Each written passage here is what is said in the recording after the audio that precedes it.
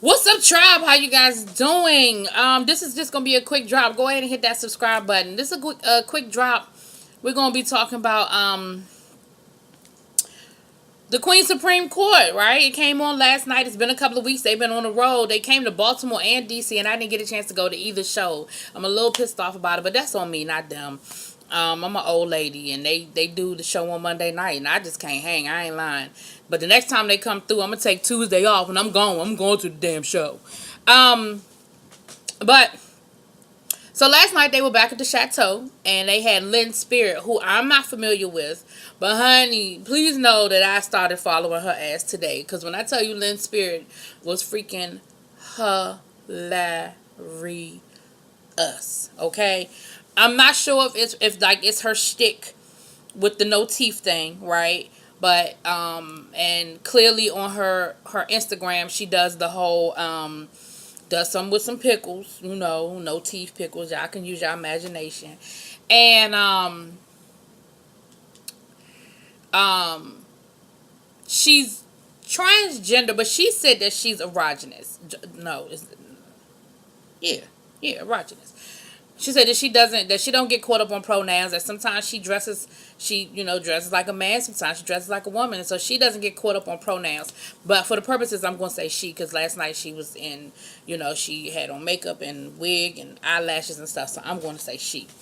But she was hilarious. And as the show went on, honey, she was getting drunker and drunker and drunker. And by the end of the show, she was toe down. And when I tell you Maddie couldn't even keep a straight face. See, when Maddie can't keep a straight face and she is that's when you know it's some good stuff. Because Maddie is a professional and she does a pretty good job of staying in her character, But when, honey, when you know it's good, when you can't, and it was funny. I mean, she yanked off her wig a couple of times, and Lord knows what was going on underneath that wig. We ain't even gonna talk about what was going on underneath the wig. They started the episode off doing talking about Jill Scott, right? And so I told y'all about she got the whole no teeth thing going on.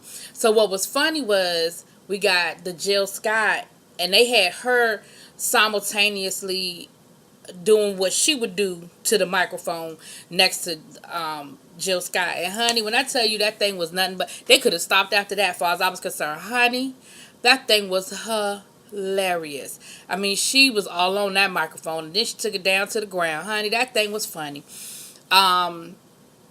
But they talked about, I've been seeing Jill Scott since before she was not before she was Jill Scott, but at the beginning of being Jill Scott. I saw her when she used to open for Music Soul Child, and and I can't say exactly when the first time I saw Jill do that in her show, but Jill has been doing the whole fellatio thing. Like, that's not new. But it has become an internet sensation these last couple of weeks, honey. I ain't mad at you, Jill. I think, and I was going to say this in my roundup, but I'm going to just go on and say this now. I think it's a public service announcement, okay? I think Jill is doing, some people out here need that tutorial, right? And I think she's doing everybody a favor, because there's some things in that video that I think people need to make sure that they include in whatever intimate moments they have, okay? And I'm going to leave it at that.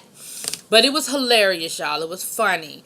And then they talked about the pastor that put the transgender man out of the church. Now, there seemed to be some mixed emotions in the jury or mixed opinions about what should or should not happen with this man and the story or what have you. Now, from my understanding, now in the video looks like the pastor just pulled this guy out of nowhere and said, get out my church, because you're not, come back as a man and you're not going to disrespect the house of the Lord. But what the pastor is saying is that this is somebody he knew, and this is someone who has come to him to seek counsel because he wanted to get the demons off of him. And that's why he kind of came at him the way he did and said, you're not going to try me and all of that. Now, there was a guy in the jury that made a statement saying basically, why are we trying to conform? If this man has come to him and said, look, this is not how we dress in this church, this is not acceptable here, then find another church to go to. Now, I'm not saying that makes it okay, but we know ignorance lives where ignorance is. Now, unless you're going to start a movement and you're going to boycott and you're going to picket and you're going to really make a stink about this man and how he runs his church, I'm not saying it's okay to be discriminated against. I'm not saying that that man should have to endure that. That is not what I'm saying. Please don't use misconstrue my words.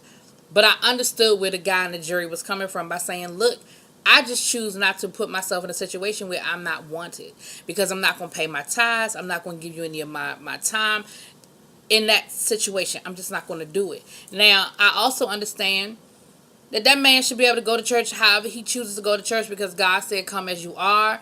You know, what's one greater sin than the other? Like, the church that I go to, women aren't supposed to wear pants. And it's a Holiness Pentecostal. Now, if you go in and you visit and you have on pants, no, the usher ain't going to stop you at the door and tell you don't show up.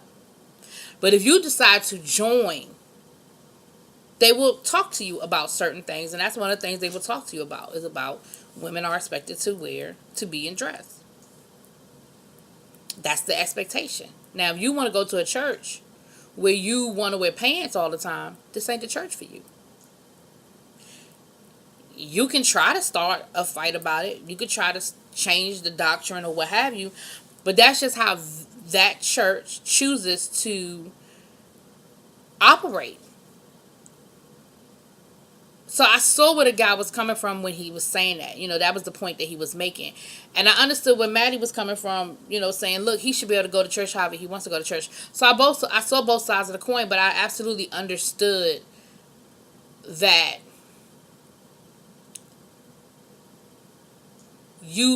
I understood where the guy in the jury was coming from. Anyway, I'm not going to keep dwelling on that. So, yeah. So, there was that. Oh,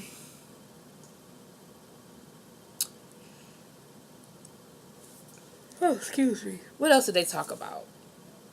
They talked about the people in the wheelchair fighting, honey. That thing was hilarious.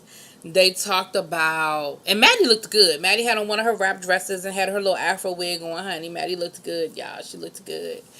It was something else they talked about I wanted to kind of touch on. What was it? Did I put it in my notes? I wrote notes, y'all. I wrote notes while I was driving home listening to it. I don't know. Yeah, okay. I don't remember. But it was a good episode. We hadn't had one in a couple of weeks. I thought it was funny. I mean, as Lynn was getting more and more intoxicated, of course, the show was starting to get a little wonky, a little out of control a little bit, but they were starting to wind down by then at that point anyway, and so it didn't get too far out of control, but Maddie definitely cut her off and would not let her have another cocktail. And she's out of Charlotte, North Carolina, and like I said, she definitely has a social media presence. I was not familiar with her, but like I said, I definitely added her to my